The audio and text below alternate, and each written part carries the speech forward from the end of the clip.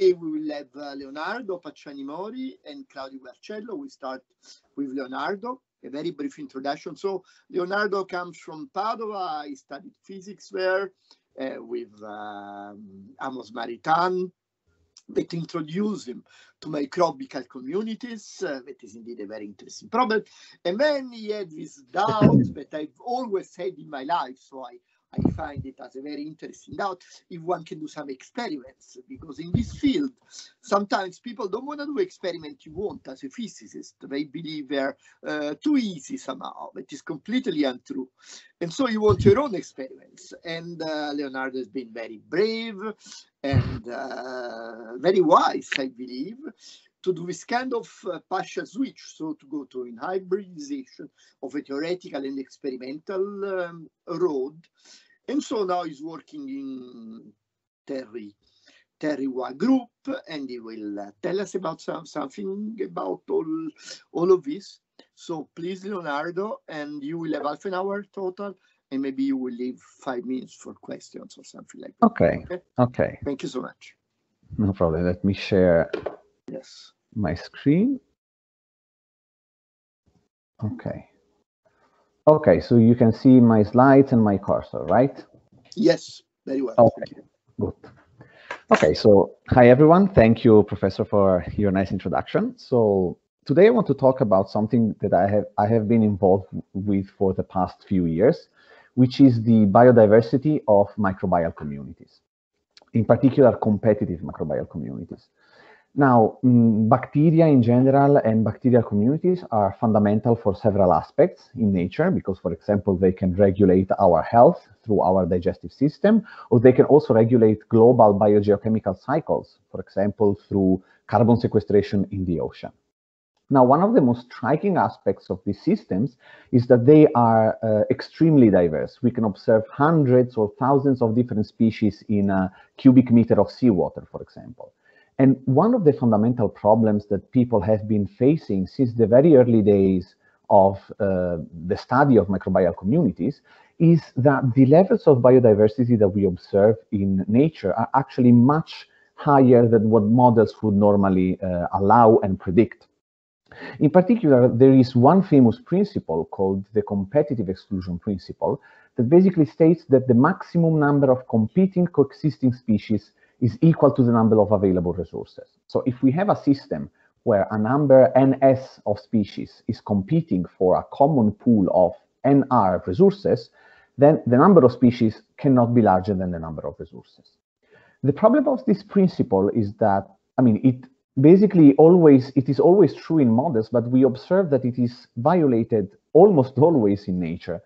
For example, this is a nice recent experimental example where basically people have sampled microbial communities from the soil, and they have cultured them in the lab with a precise number of supplied carbon sources.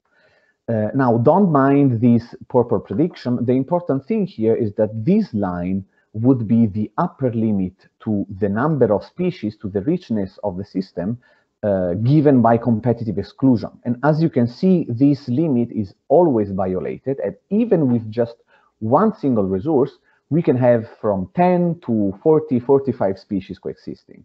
So people have been asking themselves a lot, where does this biodiversity come from, and what are the mechanisms, even beyond simple competitions, that allow so many species to coexist in a community? Now, one of the most commonly used tools to model this kind of competitive communities in general is known as MacArthur's consumer resource model. Now, this is a schematic representation of how the model works. We basically have a set of available resources, each one supplied with a constant rate, for example, Si, and then each of these resources can be uptaken by any of the species in the system. So you see that here we have just simple competition for common resources. Now, from the point of view of the equations, on the other hand, this is the structure of the model. So we basically have a set of differential equations that describes the dynamics of the species biomass, and then a set of differential equations that describes the abundances of the available resources. Now, I don't want to go into too much detail because it wouldn't be very much informative, but if one makes some general and very reasonable assumptions, for example, the fact that every species has a growth rate that is proportional to the resource uptake rates, and it also has like a fixed mortality rate, but in the end, we obtain these equations, which are known as the consumer resource equation. Now, once we have this system, we can ask ourselves what does this model predict in terms of species coexistence and the general biodiversity of a community? One way we can do that, for example, is to look for the stationary solutions of these equations where all species have positive biomass. So we look for stationary solutions where all species coexist. If we do so, we are left basically with this system of equations. And actually, this is a system made, this system has a number of equations that is equal to the number of species and the number of unknowns that is equal to the number of resources. So it can be solved only if there are no more equations than unknowns. So if there are no more species than resources. So you see that even in this simple case, the system obeys the competitive exclusion principle. And here I'm showing you an example of a simulation where basically I'm starting from a system with 10 species and 3 resources. And what generally happens in this case is that we have that most species go to extinction until in the end we obey the competitive exclusion principle. In this case, for example, we have only 1 species surviving, but we could have 2 or up to 3 species coexisting in this type of system. So this is the problem that people generally face when modeling this type of system. So the number of species that can coexist would be very limited, but we observe it to be actually much higher in nature. So let me turn page now a little bit and talk about basically some recent developments in the field. Now, several recent studies have shown that actually the structure and the composition of microbial communities actually depend on the metabolism of the species that inhabit them. So this question has emerged now in the field on how does microbial metabolism actually influence microbial communities and their diversity. Now, one of the approaches that could be used to try to answer this question could be to use what is known as community flux balance analysis. Now, this approach basically consists in building an exact model of all the metabolic pathways of all the reactions that take place inside each species, and then determining the metabolic fluxes that basically maximize a given objective function, which generally is like the biomass production rate. Now, this approach, however, has a few drawbacks because, we need to know exactly how the metabolic pathways of every species are made. And in experiments, we are lucky if we know that about one single species. So this is not something that is actually very feasible from an experimental point of view. And even if we knew everything about the metabolic pathways of all the species, every single pathway can be made up of hundreds or dozens of different reactions. So in the end, we get like these extremely high dimensional problems that are heavily detail dependent. And so it's very easy to lose track of what is happening and understanding what is happening in the system. So what I did then was basically trying to develop a different approach that doesn't need all this detailed information, but only needs some kind of coarse-grained information, as I'm going to show, and that is based only on known phenomenological relationships that link the growth rate of microbial species with the way they allocate their internal resources. Now, let me explain basically what this means and what I did, and I hope this will make it clear how this relates to the biodiversity problem that I've introduced before.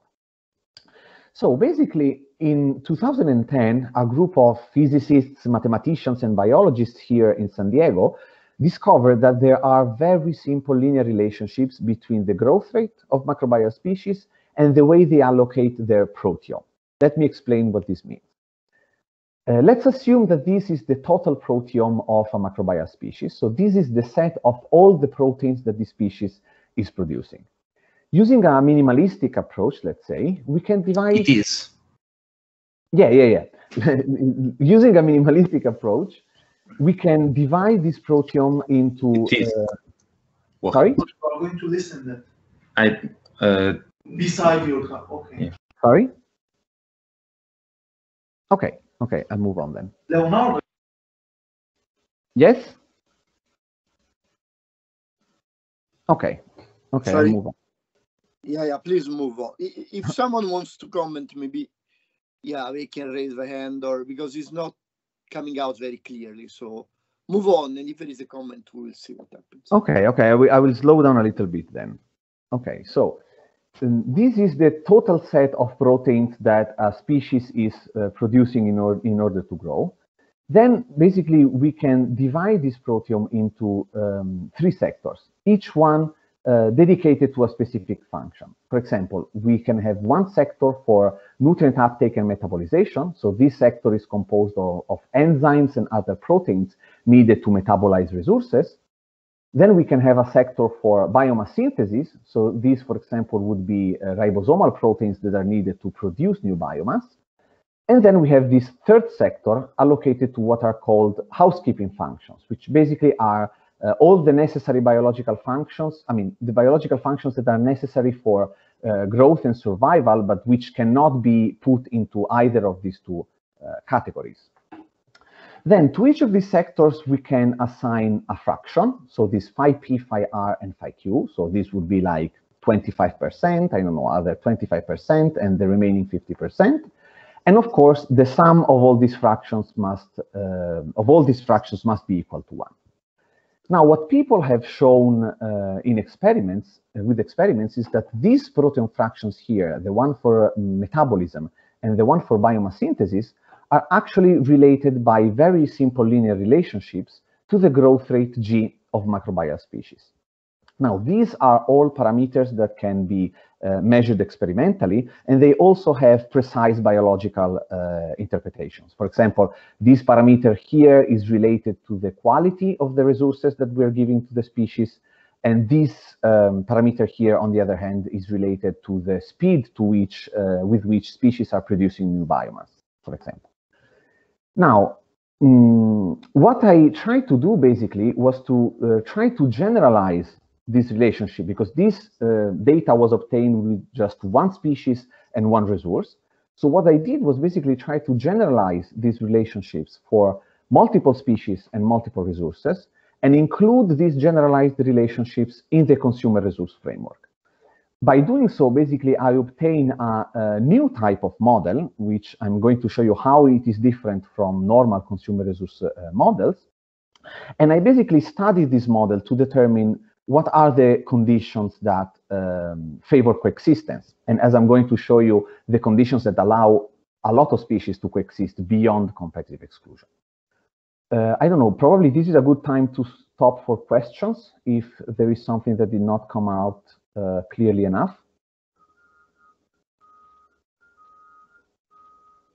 Okay, then I'll move on.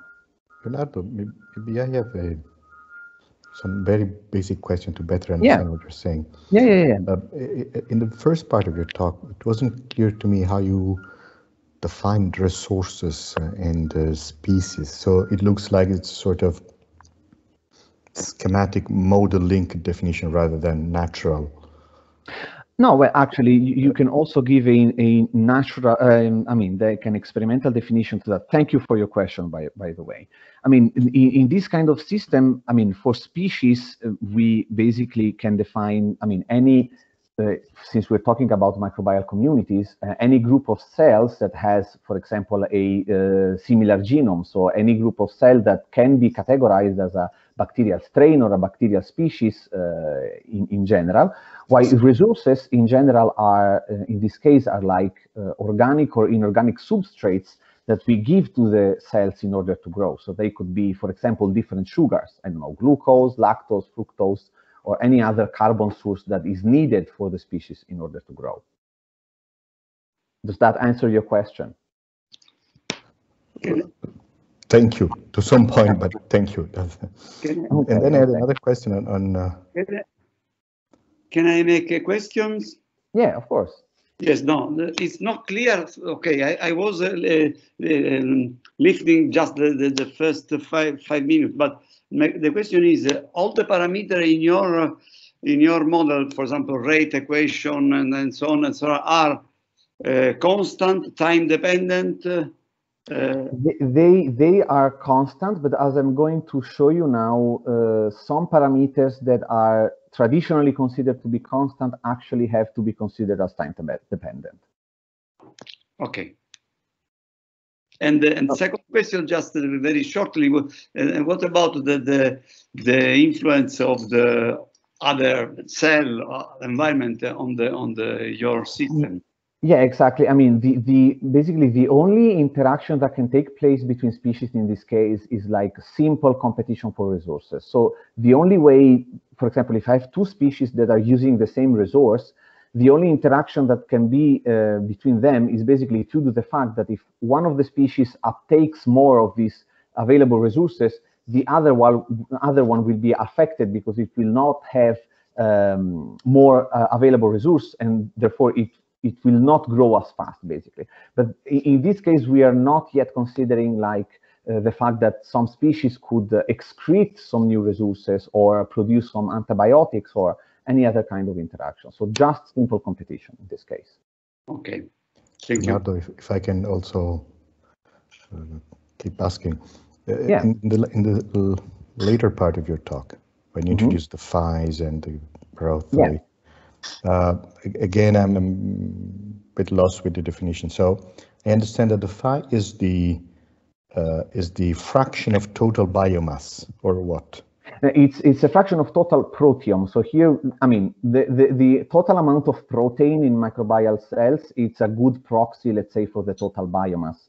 But in this case, I'm considering proteome. So this basically would be among all the proteins that a species is producing. For example, phi p is the fraction of these proteins that are actually enzymes or any other protein that is needed for nutrient uptake and metabolism.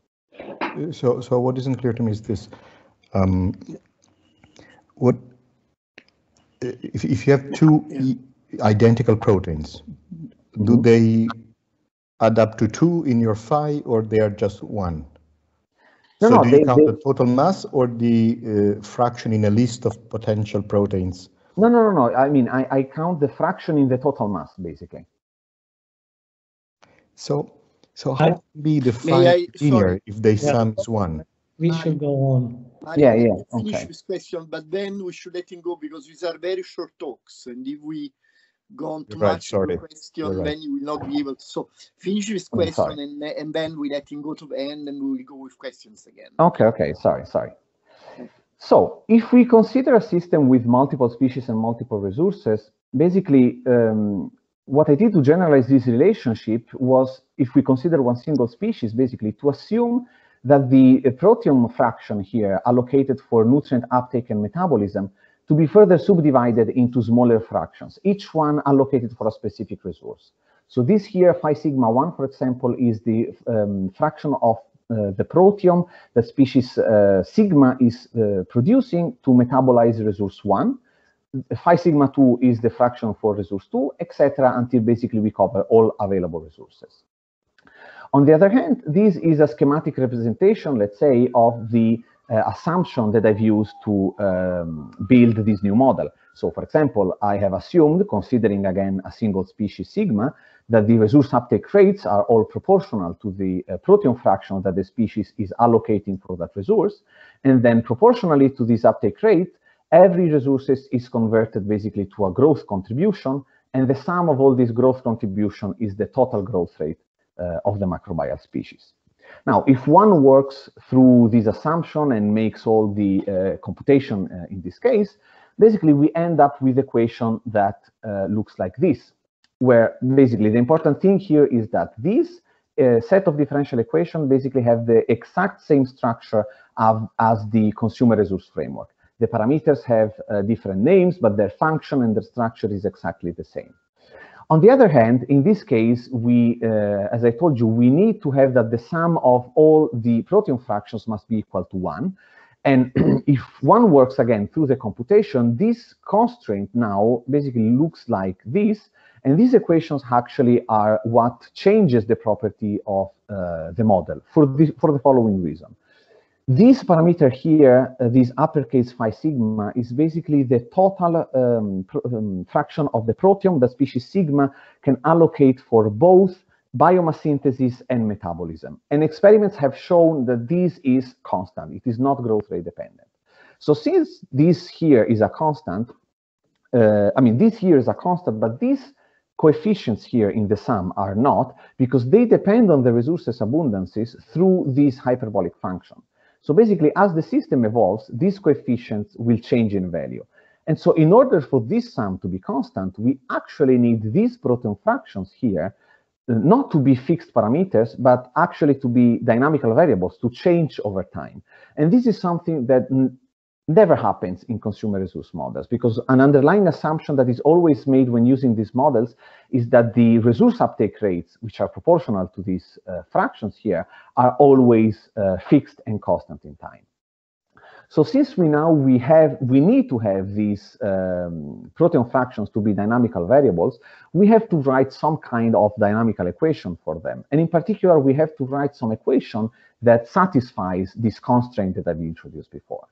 Now, this constraint actually has a nice geometrical interpretation, because it basically means that the vector here, phi sigma, of all the proteome fractions allocated by a species for resource metabolism actually must belong to a hyperplane. And since the hyperplane is described by this coefficient, this hyperplane is moving around and changing orientation as the system evolves.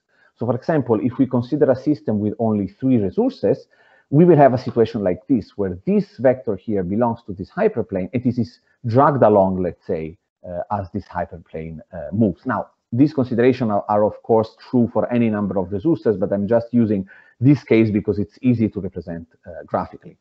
So the very least that we could do is to basically write an equation that describes the motion of this vector with this plane, as this plane moves in the hyperspace.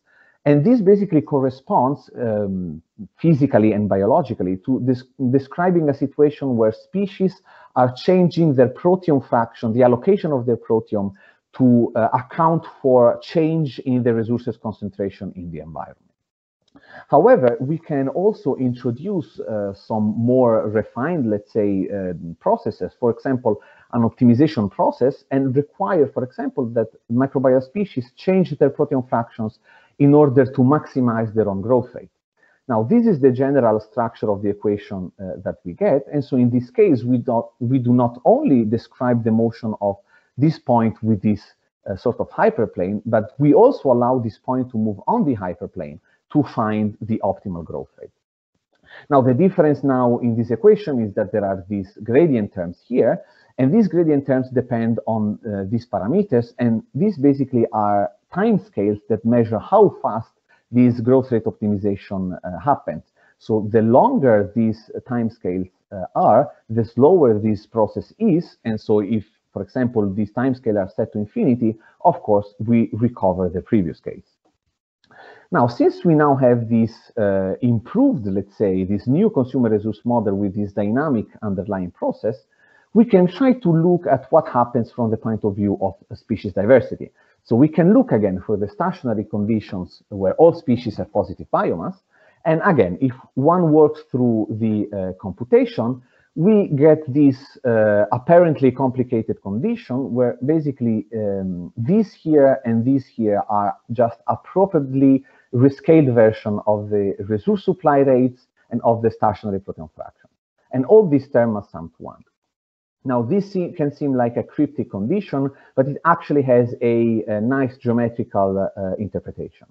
In particular, the fact that these terms here sum to 1 means that these vectors of rescaled resource supply rates and of rescaled proteome fractions actually belong to a simplex of dimension number of resources minus 1. So again, if I'm considering a system with only 3 resources, all these vectors basically lie on this simplex, which in this case is nothing more than a triangle. On the other hand, this condition now basically means that for coexistence to be possible, the resource supply rate vector must belong to the convex hull of the proteome fractions. So what happens in this case, and now I will get rid of the third dimension here and describe the system only on this triangle. What happens now is that, for example, here I have 10 species and 3 resources. These are the initial values of these proteome fractions, and since they have this dynamical equation for their motion, let's say, they can move around this triangle, and they will always try to incorporate this rescaled resource supply rate vector in their convex hull. And when this happens, coexistence of all the species is possible. So for example, if I used a classic consumer resource model without this dynamic underlying process, in a situation like this is the dynamics that I would take. So I would get basically that most species go to extinction, and again, only 2 of them in the end survive, and so we obey the competitive exclusion principle. However, if we use this improved, let's say, consumer resource model with the same exact parameters and the same exact initial conditions, this is what we get. So all the species now manage to coexist. So the takeaway messages that I hope are clear enough here, but we can discuss them later in the questions, are that this condition for coexistence can actually be interpreted geometrically, and that thanks to this dynamic process, the system can actually self-organize, let's say, to find the right conditions for coexistence. Now, I've studied this model numerically, and I found out that there are actually 3 interesting regimes for species coexistence, depending on the parameters values. In particular, in the first case, I have considered no growth rate optimization. So the time scale that I've introduced before are very, very large. And then these parameters here are very small. Now, biologically speaking, this condition basically can be interpreted as having very low quality resources. So substrates that do not give much energy available for metabolism. Now, in this case, what happens is that the proteome fractions are basically fixed. And so the coexistence will be possible only if resources are supplied in the right ratios. So in particular, only if this rescaled resource supply rate vector lies in the convex hull of the initial proteome fraction. So for example, here, I again have a system with 10 species and 3 resources. And as you can see, in this case, even if we have this dynamic process, most of the species go to extinction, and in the end, we obey competitive exclusion. But as we move this vector here in this convex hull, so if we change the ratio with which we supply the resources to the system, then all the species will be able to coexist in the system. In the second case, then, I consider, again, no growth rate optimization, but slightly larger values for these parameters, and so slightly larger qualities, let's say, for the resources. Now, what happens in this case is that the vectors of the rescaled proteome fractions can actually move around a little bit easier on the simplex. So in this case, coexistence is a little bit easier than before, but there can be cases in which the rescaled resource supply rate vector is too far away, and there is no, unfortunately, formal notion of what too far away means, because it depends on the properties of the system and on the particular values of some parameters. But there can be some cases in which coexistence is lost. And what I found out is that when coexistence is lost, it can be recovered by increasing the magnitude of resource supply. So if I multiply all... Yeah? Just something, you have 3 more minutes now. If you could leave maybe 1 for 1 or 2 questions, that would be nice. But okay, then I will be very quick here. So basically, what I found out here is that coexistence can be, as I said, recovered by increasing the magnitude of resource supply. So here, for example, I'm plotting the again, for a system with 10 species and 3 resources, the stationary biomass of the species as a function of this number that I use to increase resource supply. And so as you can see, in the beginning, when resource supply is small, we have competitive exclusion, but as more resources are supplied to the system, in the end, all the species will be able to exist. And then the last case basically is what I saw is that by speeding up the growth rate optimization process that I've described before, coexistence is always possible, and is possible even when the quality of the resources is very low. And if we slow down resources, if I slow down this optimization process, and I can do that, for example, by increasing the magnitude of these timescales, coexistence is lost. So in the end, the actual number of species that can coexist depend also on how fast this growth rate optimization process is. So to sum up, I mean, I hope I have shown clearly enough, but we can discuss this in question, how I have built this model of population dynamics that is based on these known phenomenological laws. And this model basically describes microbial communities as at a sort of intermediate level of complexity, because it is a model of population dynamics. So it describes, let's say, the macroscopic aspects of the system, but it also retains some insights on the molecular aspects of growth.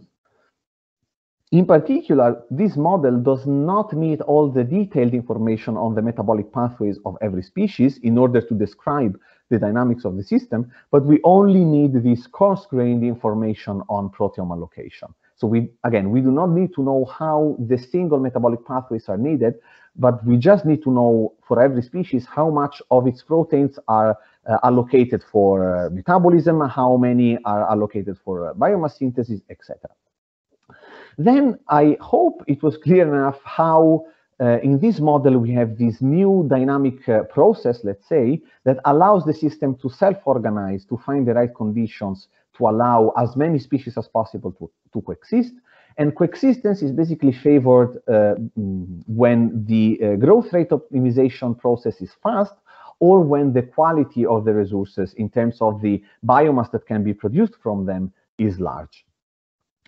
And when these conditions happen, basically, we can have many more species coexisting than normally possible. And in particular, many more species coexisting than what the competitive exclusion principle, allows.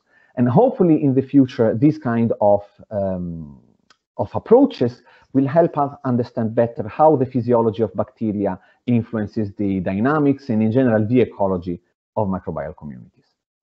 Thank you. Okay, thank you very much for a very nice talk. And so there are already two questions. I have one very fast, but it's quite clear why normally you cannot have more species surviving with number of resources, right? Because the other one will be subdominant. I mean, they cannot win in some sense. Yeah. Now you change something. Do you have an intuitive argument that tells us what is the change that allowed many more species to be able to survive asymptotically? Yeah, absolutely. I mean, the difference now, I mean, as you said, it is clear why normally no more species and resources can coexist. And if, like people normally do in consumer resource models, we assume, for example, that the resource uptake rates for every species are constant, there is no way basically to go beyond that limit. So the difference here is that now species are able to decide basically if they want to uptake more or less of any of the resources available in the system. So basically, if I don't know, I am one species that would like to uptake that resource number one, for example, but resource number one is already used by a lot of the species in the system, then I can basically decide to not uptake that resource and start uptaking another one, I don't know, resource 2 or resource 3. So in this case, I can try to basically adapt to the conditions that are present in the system, even beyond those that would normally be possible if I was forced to uptake resources in the same way. So I don't know if this answers your question. Okay, yeah, sure, thank you. So I see two raised hands. One is Bernardo, one is Onofrio. Maybe Bernardo, will start with you. Yes, just I wish to, okay, I have really the similar question to the previous one.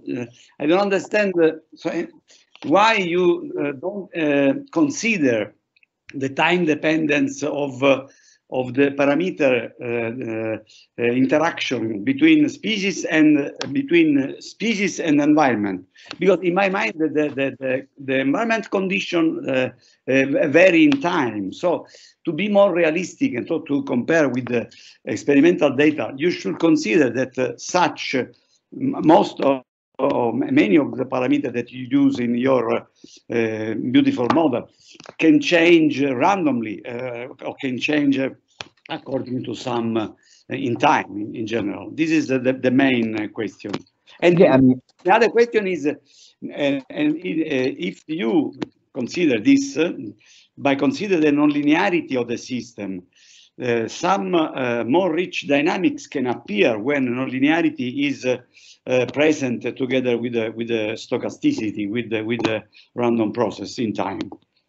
Yeah, that is absolutely true. The fact is that in the work that I've done, and actually in most of the work that people do with this type of models, is, for example, assuming that the resource supply rates are actually constant, which is, I mean, it's for sure not something that happens in natural communities, but it's something that can be done in laboratory experiments. So people for the moment are like trying to study the model with constant resource supply rates and compare them to laboratory experimental results. But I mean, I agree that also if we introduce stochastic resource supply or periodic resource supply, there could be any kind of interesting dynamics that comes up in the system that would make it even more interesting. And as for the time dependence, I mean, for the parameters for the environmental conditions, again, people generally assume that the resource supply rates are constant, but I mean, it's a choice that can be changed for sure. Thank you. Okay. No problem. Okay, thank you. And now there was Onofrio, I believe. Hi. Hello. Thanks for the extremely interesting talk. I have a question about the species, somehow related also to what has already been asked.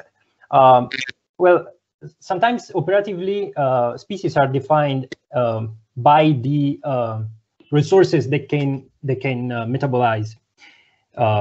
In this case, though, having the fraction of the proteome allocated to metabolism and to growth kept constant, you are using like you are considering dynamical the fraction of the proteome, and so also which resources are uptaken by a species, and then the species evolve in time in this sense, remaining a species. So I am having some trouble in understanding. Isn't that like that? Doesn't that mean that the species is evolving, so it's changing, it's becoming something else because it's uptaking different nutrients now, different resources? Well, that is a very, very nice question. Thanks for asking. But I mean, actually, I mean, it could be studied, this problem, from the point of view of evolution. So trying to see over a very, very long time scale how the species change. But here I'm really like describing this change in proteome allocation as gene expression. Let me make a very simple example. If I have E. coli growing on a mixture of glucose and lactose, what is happening is that at the beginning, E. coli will produce as many proteins as possible to metabolize glucose. So it will produce all the enzyme needed for glycolysis, maybe, basically. Once glucose is depleted, what's happening is that E. coli will stop producing the enzymes needed for glucose metabolism and will start producing enzyme for lactose metabolism. So okay. This is the kind of dynamics that I'm describing. I see. It's like they are plastic. Yeah. So there's plastic. Okay, they retain the. I think we're running a bit late, so thank you. I think we can go to the next talk. So thank you very much. It was really a very, very nice talk. Thank you for inviting me. Thank you. Okay.